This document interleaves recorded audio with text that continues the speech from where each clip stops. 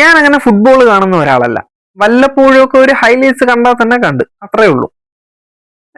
ഈ world cup പോലും ഞാൻ കണ്ടില്ല. പക്ഷെ എന്റെ ഫ്രണ്ട്സിന്റെ ആണെങ്കിലും ആൾക്കാരുടെയൊക്കെ ആണെങ്കിലും സ്റ്റാറ്റസുകളും റീലുകളും ഒക്കെ കാണുന്നുണ്ടല്ലോ. ഇന്നലെ അർജന്റീനയും സ്പെയിനും ഫൈനൽ കഴിഞ്ഞിട്ട് ഞാൻ ഒരുപാട് പേരുടെ സ്റ്റാറ്റസുകളിലും ഈ പോസ്റ്റുകളിലും റീലിലും ഒക്കെ ഈ അർജന്റീന തോറ്റതിൻ്റെതും മെയിനായിട്ട് മെസ്സിയെ ട്രോളിക്കൊണ്ടുള്ള ഒരുപാടെന്ന് പറഞ്ഞു കഴിഞ്ഞാൽ ഒരുപാട് പോസ്റ്റുകളൊക്കെ കണ്ട്. എനിക്ക് മനസ്സിലാവാത്ത കാര്യം, ഇവരുടെ ടീം ജയിച്ചതിന്റെ സന്തോഷമാണ് എന്നുണ്ടെങ്കിൽ ഓക്കെ, അതിൽ ഇവര് മതിമറന്ന് സന്തോഷിക്കുന്നു, അത് ആഘോഷിക്കുന്നു, അതാണ് സ്റ്റാറ്റസ് ഇടുന്നതെങ്കിൽ ഓക്കെ.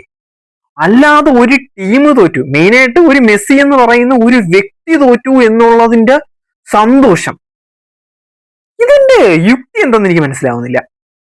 നിങ്ങളൊക്കെ എന്ത് ചെയ്തടേ അങ്ങേരുടെ കളി കിടലുവിട്ട് കളിച്ച്, അല്ലാതെ വേറെന്തെങ്കിലും മോശം ചെയ്ത അയാളുടെ പണി എന്താണോ അയാൾ അത് കിടലുവിട്ട് ചെയ്തതല്ലേ ഉള്ളൂ.